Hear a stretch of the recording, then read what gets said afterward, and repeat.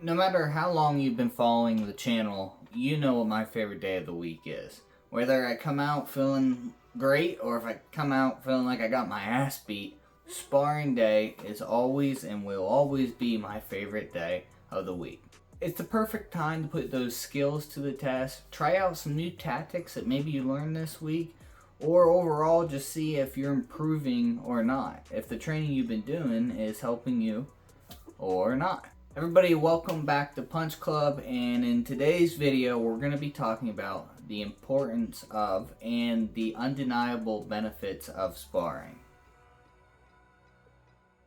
Have you ever noticed any of those content creators that post a video of them tearing into a bag, but you can tell they never had a punch thrown at them before?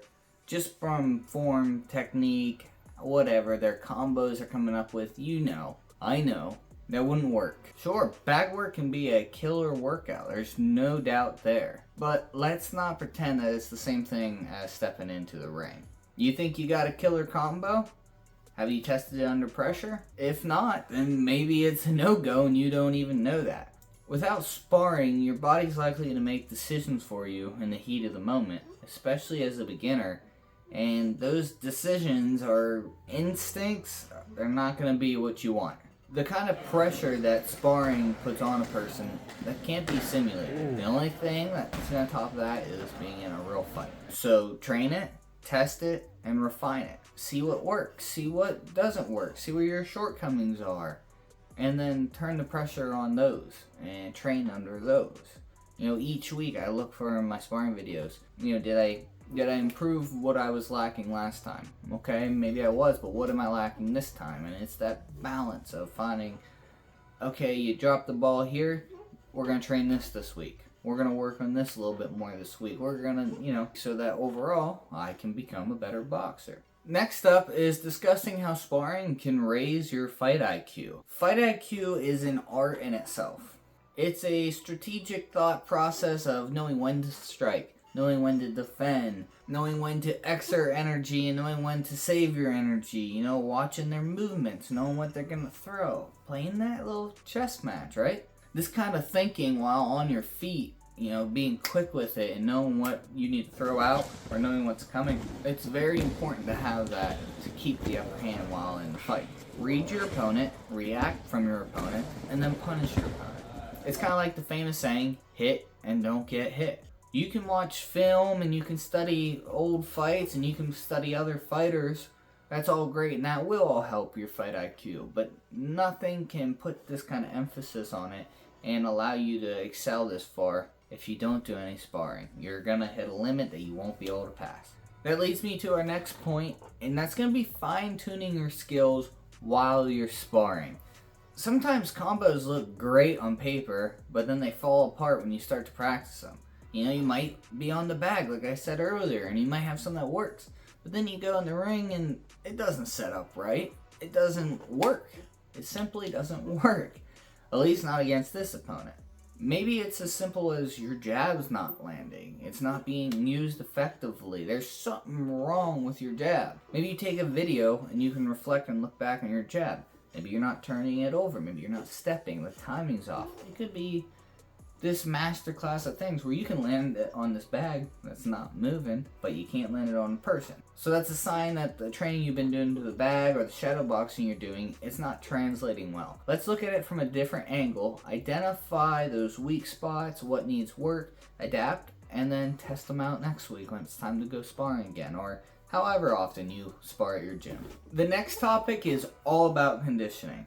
You shouldn't be getting your conditioning from being in the ring while you're sparring. That should be coming from your road work, your conditioning circuits, your HIIT workouts, whatever you're using to build up your body and build up your gas tank. But the pace of sparring and the effect that it has on your body can only be learned in the ring. You need to learn from the sparring sessions on how that affects your body. If you're getting overwhelmed and your conditioning is so low that you go into that lizard brain that we talked about, now we're in a problem. We have an issue. So if your conditioning is dog shit, go work on it outside of the ring. That, okay, I'm not holding up in sparring. I need to do a little bit more. outside of this time to be able to keep up with my opponents, with my sparring partners, with my, my teammates. Spot those deficiencies and correct it. That is training in itself. Learn new things, spot where you can improve, get to it. Sparring itself is going to put a strain on your body like no other workout you do. Well, you're hitting your road work. That's a different type of strain. We all know that feeling when you're about fully exhausted. Doing a circuit on the bags, that's a different kind of exhausted.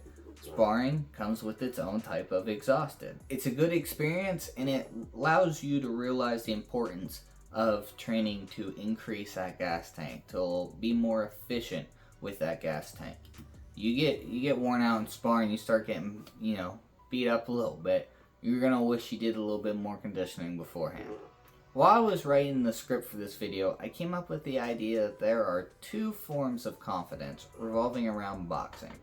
You have sparring, fighting confidence, overall boxing confidence, and then you have bag work confidence. People that don't spar or only hit the bag, maybe they don't train boxing at all and they're just doing it at their local gym, they get this false sense of confidence from doing that, and you gotta be careful if you're one of those people. Sparring confidence only comes from time in the ring, from knowing that you can hold your own, from getting your ass beat a couple times and learning those lessons. I don't care how hard you can hit that bag, because you could really rip into that bag, but are you landing those shots while you're sparring? Are you landing them that crisp? Are you landing them that hard? No? Well, sorry. Doesn't work then.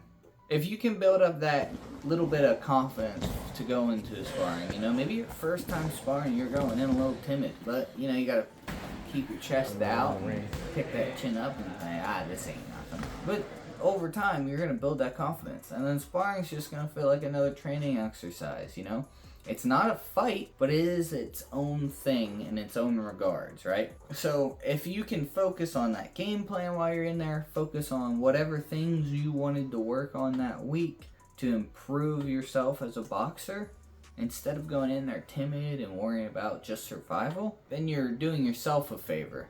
But you can only get that kind of confidence from sparring, and just another reason why it's important. Little tippet in that is the great thing about confidence. Like, if you get confident in something, it bleeds over into other areas, and it allows you to take on new challenges and chasing those heavy endeavors, which ultimately come out with greater reward. If you start a video game and you're level 1, you're not going to take on a level 100 boss. You're going to take on a level 1, level 3, whatever video game it is, depends, right? And you get a certain type of reward for that. You level up, you get to level 100, and then you go get them, It's a great thing about confidence. Confidence is very important for a person and their well-being, and people that drive themselves, people that put themselves through hell, they raise that confidence, so they're already on to the next thing while you're still whining about the thing you're working on. So whether you're an amateur or you're a seasoned pro, the benefits of sparring for boxing are undeniable. It's a cornerstone of training for fighters for the physical, mental, and tactical challenges.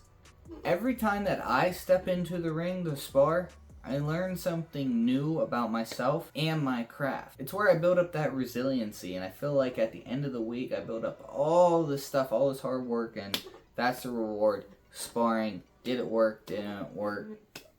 Who knows? Sometimes I come out and all busted up, and tell you what, I'm still having fun. I'm still happy to be there. I'm like a kid in a candy shop, man.